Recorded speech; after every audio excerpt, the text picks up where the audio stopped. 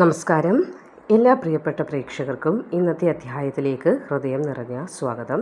ഈ 2026 നമ്മളെല്ലാവരും കാത്തിരിക്കുന്ന ഏറ്റവും പുണ്യമായ ഒരു സമയമാണ് വന്നെത്തിയിരിക്കുന്നത്. അതായത് ശ്രാവണ മാസം അഥവാ സാവൻ മാസം. നമ്മൾ പലപ്പോഴും കേട്ടിട്ടുണ്ടാകും, ഭഗവാൻ ശിവന്, ഭോലേനാഥന് ഏറ്റവും ഇഷ്ടപ്പെട്ട മാസമാണ് ശ്രാവണ മാസമെന്ന്. ആദ്യം തന്നെ പലർക്കും ഉണ്ടാകുന്ന ഒരു സംശയം തീർത്തുകൊണ്ട് ഞാൻ തുടങ്ങാം. എന്താണ് ഈ ശ്രാവണ മാസം, അല്ലെങ്കിൽ എന്നാണ് ഈ ശ്രാവണ മാസം തുടങ്ങുന്നത്? കലണ്ടറിൽ നോക്കുമ്പോൾ പല തീയതികൾ കാണുന്നുണ്ടല്ലോ എന്ന് വരെ പറയുന്നവരുണ്ട്. അതായത് ഇതിന് കൃത്യമായൊരു തീയതി ഞാൻ പറഞ്ഞു തരാം. നമ്മുടെ കലണ്ടർ പ്രകാരം 2026 ജൂലൈ മാസം 30-ാം തീയതി വ്യാഴാഴ്ചയാണ് ശ്രാവണ മാസം ആരംഭിക്കുന്നത്. എന്നാൽ നമ്മുടെ ദക്ഷിണേന്ത്യയിൽ, അതായത് കേരളത്തിലൊക്കെ ഇതിൻ്റെ ആചാരങ്ങൾ തുടങ്ങുന്നത് ഓഗസ്റ്റ് 13 മുതലായിരിക്കും. എങ്കിലും ജൂലൈ 30 മുതൽ തന്നെ പ്രപഞ്ചത്തിൽ വലിയൊരു പോസിറ്റീവ് എനർജി നമ്മൾക്ക് കണ്ടു തുടങ്ങും. അതുകൊണ്ട് ജൂലൈ 30 മുതൽ തന്നെ നമുക്ക് പ്രാർത്ഥനകൾ തുടങ്ങാവുന്നതാണ്. ഇനി പറയുന്ന കാര്യം കേൾക്കുമ്പോൾ നിങ്ങൾക്ക് ചിലപ്പോൾ തോന്നും, നിങ്ങളുടെ ജാതകത്തിൽ ഇതിനുള്ള യോഗമുണ്ടോ, അല്ലെങ്കിൽ ഇപ്പോൾ നിങ്ങൾക്ക് സമയം എങ്ങനെയാണ് എന്നൊക്കെ. അങ്ങനെ പലവിധ ജ്യോതിഷ സംബന്ധമായ സംശയങ്ങൾ മനസ്സിലുണ്ടെങ്കിൽ വാട്സാപ്പ് സേവനം തുടങ്ങിയിട്ടുണ്ട്. ഈ സ്ക്രീനിൽ നമ്പർ കാണിച്ചേക്കാം. അതിൽ നിങ്ങൾക്ക് മെസ്സേജ് അയക്കാവുന്നതാണ്. നിങ്ങളുടെ പേരും ജനനതീയതിയും അയച്ചാൽ നിങ്ങളുടെ ജാതകത്തിലുള്ള തടസ്സങ്ങൾ എന്തെങ്കിലും ഉണ്ടോ, അല്ലെങ്കിൽ നിങ്ങൾക്ക് ഇപ്പോൾ നിലവിലുള്ള ഗ്രഹസ്ഥിതി എങ്ങനെയാണ് എന്നൊക്കെ നിങ്ങൾക്ക് വിശദമായിട്ട് പറഞ്ഞു തരാം. അതുകൊണ്ട് ഈ സേവനം നിങ്ങൾ പരമാവധി പ്രയോജനപ്പെടുത്താനായിട്ട് ശ്രമിക്കുക. നമുക്കിനി വിഷയത്തിലേക്ക് കടക്കാം. എന്തുകൊണ്ടാണ് ഈ ശ്രാവണ മാസത്തിന് ഇത്ര ശക്തി എന്ന് നമ്മൾ ആദ്യം അറിയേണ്ടതുണ്ട്. അതായത് പണ്ട് ദേവന്മാരും അസുരന്മാരും കൂടി പാലാഴി കടഞ്ഞ കഥ നമ്മൾ കേട്ടിട്ടുണ്ട്. അതൊക്കെ കേട്ടുകൊണ്ടാണ് നമ്മൾ വളർന്നു വന്നത്. അപ്പോൾ അമൃത് കിട്ടാൻ വേണ്ടി സമുദ്രം കടഞ്ഞപ്പോൾ അതിൽ നിന്ന് ആദ്യം വന്നത് അമൃത് ആയിരുന്നില്ല. അതായത് മറിച്ച് ലോകത്തെ മുഴുവൻ നശിപ്പിക്കാൻ ശേഷിയുള്ള ഹാലാഹലം എന്ന കൊടും വിഷമായിരുന്നു. അപ്പോൾ ആ വിഷം കണ്ട് എല്ലാവരും പേടിച്ച് ഓടി. ആർക്കും അതങ്ങോട്ട് തടുക്കാനായിട്ട് സാധ്യവുമല്ല.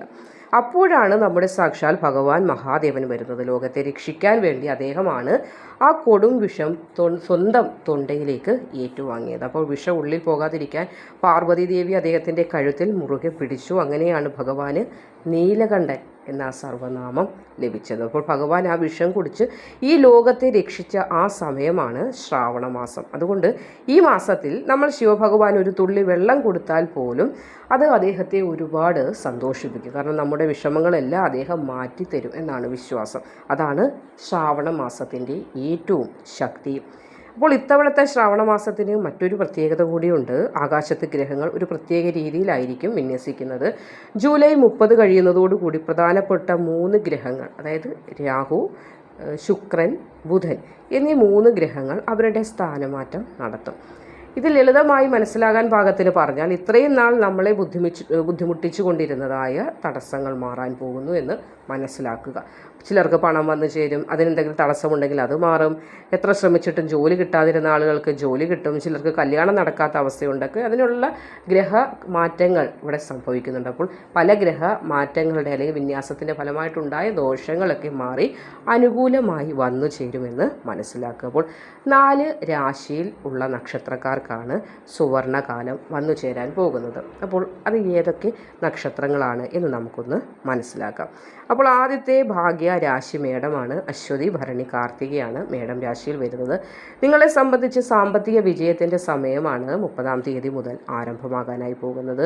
വർഷങ്ങളായിട്ട് അടച്ചു തീർക്കാൻ പറ്റാതെ കിടന്ന ബാങ്ക് ലോണുകളോ അല്ലെങ്കിൽ കടങ്ങളോ ഉണ്ടെങ്കിൽ അത്ഭുതകരമായിട്ട് തീർക്കാനുള്ള വഴി ഭഗവാൻ ഇവിടെ നിങ്ങളുടെ മുന്നിലേക്ക് എത്തിച്ചു തരുന്നതായിരിക്കും. അതേപോലെ ഇപ്പോഴുള്ള ജോലിയിൽ ശമ്പളം കുറവാണെങ്കിൽ പേടിക്കേണ്ട യാതൊരു കാര്യവും മികച്ച ശമ്പളമുള്ള മറ്റൊരു ജോലിയുടെ ഓഫറൊക്കെ വന്നു ചേരാനുള്ള ഭാഗ്യം ഇവിടെ കാണുന്നുണ്ട്. സ്വന്തമായിട്ട് എന്തെങ്കിലും ചെയ്യുന്നവരാണെങ്കിൽ, ബിസിനസ് ചെയ്യുന്നവരാണെങ്കിലും ഈ ഒരു മാസം ലാഭം നിങ്ങളിൽ ഇരട്ടിയായി വന്നു ചേരുന്ന സമയമാണ്. അപ്പോൾ തൊടുന്നതൊക്കെയും നേട്ടമായി മാറുന്ന വളരെയധികം ഭാഗ്യം അനുഭവത്തിൽ വന്നു ചേരുന്ന സമയം. കടങ്ങൾ, ദുഃഖങ്ങൾ, വിഷമങ്ങൾ കൊണ്ട് വളരെയേറെ പ്രയാസപ്പെട്ടിരുന്ന മേടം രാശിക്കാരുടെ ജീവിതത്തിൽ 30-ാം തീയതി മുതൽ വളരെ വലിയ സുവർണകാലം, ഭാഗ്യമാണ് വന്നു ചേരുന്നത്. അപ്പോൾ ശിവഭഗവാനെ അല്ലെങ്കിൽ ശിവാരാധന നടത്താനും മറക്കാതിരിക്കുക. അടുത്തതായിട്ട് മിഥുനം രാശിയാണ്. മകയിരം, തിരുവാതിര, പുണർദം വരുന്ന മിഥുനം രാശിക്കാരുടെ കാര്യത്തിലേക്ക് വന്നാൽ, എത്ര കഷ്ടപ്പെട്ടാലും ആരും അത് വകവയ്ക്കാറില്ല എന്നൊരു പരാതിയാണ് നിങ്ങൾക്ക് കുടുംബത്തിലായാലും മക്കൾക്ക് വേണ്ടി കഷ്ടപ്പെടുന്നുണ്ട്, സമൂഹത്തിന് വേണ്ടി, അല്ലെങ്കിൽ ജോലിയിലാണെങ്കിലും കൃത്യമായി കാര്യങ്ങൾ ചെയ്യുന്നുണ്ട്. പക്ഷേ മേലുദ്യോഗസ്ഥരിൽ നിന്നോ അല്ലെങ്കിൽ കുടുംബത്തിൽ നിന്നോ അതിനുള്ളതായ സംസാരങ്ങളോ അല്ലെങ്കിൽ സ്നേഹമോ കിട്ടുന്നില്ല എന്നൊരു പരാതി നിങ്ങൾക്കുണ്ട്. അത് മാറുന്ന സമയമാണ്. കുടുംബത്തിലും നാട്ടിലും ഒരു വലിയ സ്ഥാനം നിങ്ങൾക്ക് വന്നു ചേരും. സ്വന്തമായിട്ട് വീടോ അല്ലെങ്കിൽ പുതിയ വാഹനമൊക്കെ വാങ്ങാനോ വിൽക്കാനോ ഒക്കെ ആഗ്രഹിക്കുന്നവരാണെങ്കിൽ അതിന് പറ്റിയ സമയം കൂടിയാണ്. കാരണം നിലവിൽ ഇപ്പോൾ വലിയൊരു തുക എടുക്കാനില്ലാത്ത പക്ഷം ലോൺ എടുക്കണമെന്ന് ആഗ്രഹിക്കുന്നെങ്കിൽ ലോണിനും ചിലപ്പോൾ തടസ്സമൊക്കെ വന്നു ചേർന്നിട്ടുണ്ടാകും. അപ്പോൾ അങ്ങനെയുള്ള തടസ്സങ്ങളൊക്കെ മാറി ലോൺ പേപ്പറുകളൊക്കെ ശരിയായി കയ്യിലേക്ക് ധനം വന്നു ചേരാനുള്ള ഭാഗ്യം കാണുന്നുണ്ട്. കൂടാതെ വിട്ടുമാറാത്ത ശാരീരിക ബുദ്ധിമുട്ടുകൾ കൊണ്ട് കഷ്ടപ്പെടുന്ന ആളുകൾക്കും നല്ലൊരു ആശ്വാസം, മാറ്റം ഉണ്ടാകുന്ന സമയമാണ് 30-ാം തീയതി മുതൽ തുടങ്ങാനായിട്ട് പോകുന്നത്. ഉത്രം, അത്തം, ചിത്തിര വരുന്ന കന്നി രാശിക്കാരുടെ കാര്യത്തിലേക്ക് വന്നാൽ വീട്ടിൽ കല്യാണം നടക്കാതെ വിഷമിക്കുന്ന ആളുകളുണ്ടെങ്കിൽ, അതായത് നിങ്ങളുടെ ഗൃഹത്തിൽ നിങ്ങളാകാം അല്ലെങ്കിൽ നിങ്ങളുടെ ഗൃഹത്തിൽ നിങ്ങളെ ചുറ്റിപ്പറ്റിയുള്ള ആളുകളെ ഓർത്ത് നിങ്ങളും വിഷമിക്കുന്നല്ലോ അവരുടെ കല്യാണം നടക്കാത്തതുകൊണ്ട്. അങ്ങനെ വിവാഹം മുടങ്ങി നിൽക്കുക അല്ലെങ്കിൽ വിവാഹത്തിനായി തടസ്സം നേരിടുന്നവർക്ക് ഈ ശ്രാവണ മാസത്തിൽ തന്നെ നല്ലൊരു ആലോചന വന്നത് ഉറപ്പിക്കാനൊക്കെയുള്ള സാധ്യത കന്നിരാശിക്കാർക്ക് കാണുന്നുണ്ട്. അതേപോലെ വിദേശത്ത് പോകാൻ ശ്രമിക്കുന്ന ആളുകളാണെങ്കിൽ വിസയുമായി ബന്ധപ്പെട്ട തടസ്സങ്ങളുണ്ടെങ്കിൽ അതൊക്കെ മാറിക്കിട്ടുന്നതായ സമയം.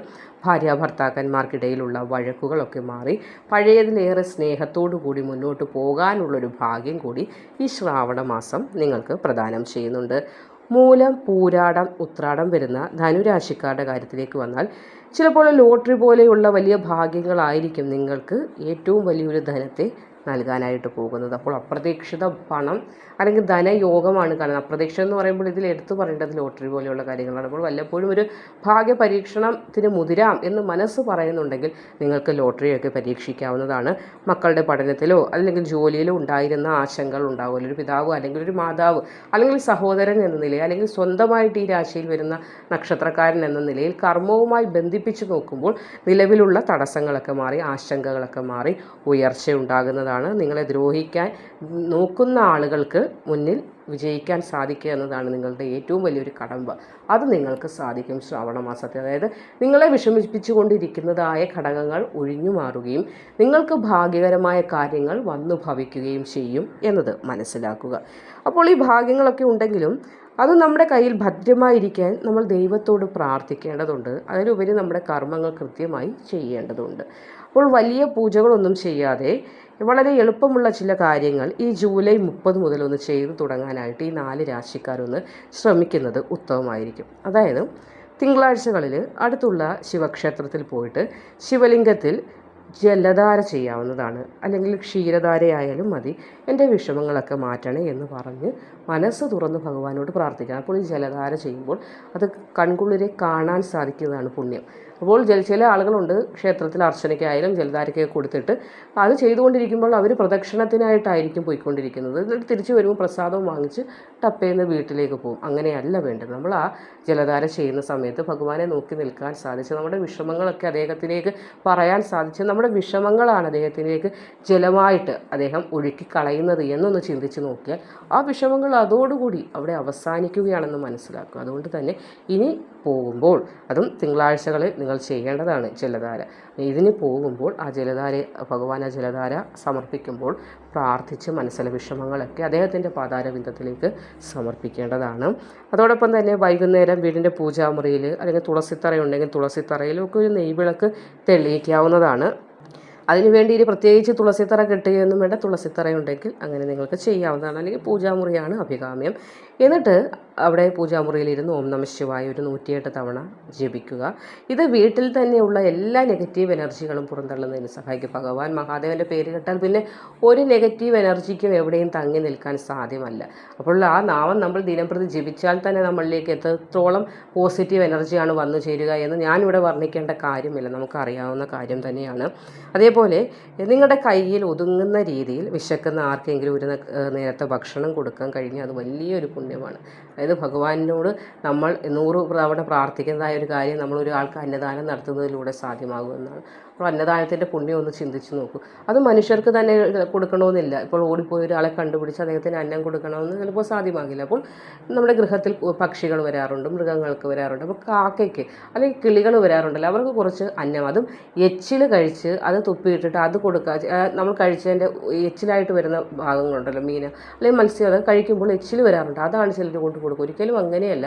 നമ്മളെപ്പോഴും കഴിക്കുന്നതിന് മുൻപേ കുറച്ച് ഭക്ഷണം, അതായത് നമ്മൾ കഴിക്കുന്നതിന് മുന്നേ ഉള്ള, നമ്മൾ ദൈവത്തിന് എങ്ങനെയാണ് പ്രസാദം സമർപ്പിക്കുന്നത്, എടുത്ത് കഴിച്ചിട്ടാണോ സമർപ്പിക്കുന്നത്, അല്ലല്ലോ എന്ന് പറഞ്ഞതുപോലെ ആ ഒരു സമയത്ത് ആ കാണുന്ന ചൈതന്യത്തിൽ നമ്മൾ ഭഗവാനെ കാണുക. അത് ഒരു പക്ഷിയാണെങ്കിൽ അതിൽ ഭഗവാനെ ദർശിച്ചുകൊണ്ട് കഴിക്കുന്നതിന് മുൻപേ കുറച്ച് ശുദ്ധിയോടുകൂടി പ്രാർത്ഥിച്ച് കൊടുത്തു നോക്കിയാട്ടെ. നമ്മുടെ വീട്ടിൽ അന്നപാനാദി സുഖം ഉണ്ടാകും. അന്നത്തിനും പാനത്തിനും ഒരു വിധത്തിലുള്ള ബുദ്ധിമുട്ടുകൾ വന്നു ചേരുകയില്ല, പുണ്യം വന്നു ചേരും എന്നതാണ് ഇവിടെ.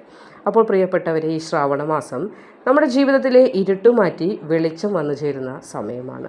അപ്പോൾ ഈ പറഞ്ഞ 4 രാശിയിൽപ്പെട്ട നക്ഷത്രക്കാർക്ക് നല്ല സമയമാണ്, മറ്റുള്ളവർക്ക് നല്ല സമയമല്ല എന്നല്ല പറഞ്ഞു വരുന്നത്. ഭാഗ്യത്തിൻ്റെ ആധിക്യം അല്പം കൂടുതലായിട്ടുള്ളത് ഈ രാശിക്കാർക്കായിരിക്കുമെന്നതാണ്. മറ്റുള്ളവർ വിഷമിക്കേണ്ട കാര്യമില്ല. ഏതൊരു വ്യക്തി മനസ്സ് തുറന്ന് ഭഗവാൻ മഹാദേവനെ വിളിക്കുന്നു, ആ വ്യക്തിയിൽ സംപ്രീതനാകുന്ന ദേവനാണ് നമ്മുടെ സാക്ഷാൽ ഭഗവാൻ മഹാദേവൻ. അപ്പോൾ അവിടെ വേറൊരു കാര്യമുണ്ട്, ജോലി ചെയ്യാതെ ഇരുന്ന് ഭഗവാനെ വിളിച്ചാൽ ഭഗവാനെ കേൾക്കണമെന്നുമില്ല. അപ്പോൾ നമ്മുടെ കർമ്മം ചെയ്യുക, അതോടൊപ്പം പ്രാർത്ഥിച്ച് ധൈര്യസമേതം സത്യത്തിനും നീതിക്കും ന്യായത്തിനും നിരക്കുന്ന കാര്യങ്ങൾ ചെയ്ത് മുന്നോട്ട് പോകാനായിട്ടും ശ്രമിക്കേണ്ടതാണ്. അപ്പോൾ ഈ വീഡിയോയിൽ നിങ്ങൾക്ക് ഉപകാരപ്രദമായ ഒരുപാട് കാര്യങ്ങൾ പറഞ്ഞു തരാൻ എനിക്ക് സാധിച്ചു എന്ന് ഞാൻ വിശ്വസിക്കുന്നു. അപ്പോൾ നിങ്ങൾക്ക് എന്തെങ്കിലും സംശയമുണ്ടെങ്കിൽ നമ്പർ കൊടുത്തേക്കാം. നിങ്ങളുടെ പ്രധാനപ്പെട്ട സംശയങ്ങൾ നിങ്ങൾക്ക് അവിടെ ചോദിക്കാവുന്നതാണ്. അപ്പോൾ അവിടെ ബാക്കി ഡീറ്റെയിൽസൊക്കെ നിങ്ങൾക്ക് മെസ്സേജിലൂടെ അറിയിക്കാവുന്നതാണ്. അപ്പോൾ മറ്റൊരു അധ്യായവുമായി വീണ്ടും നിങ്ങളിലേക്ക് എത്തുന്നതുവരെ നന്ദി, നമസ്കാരം.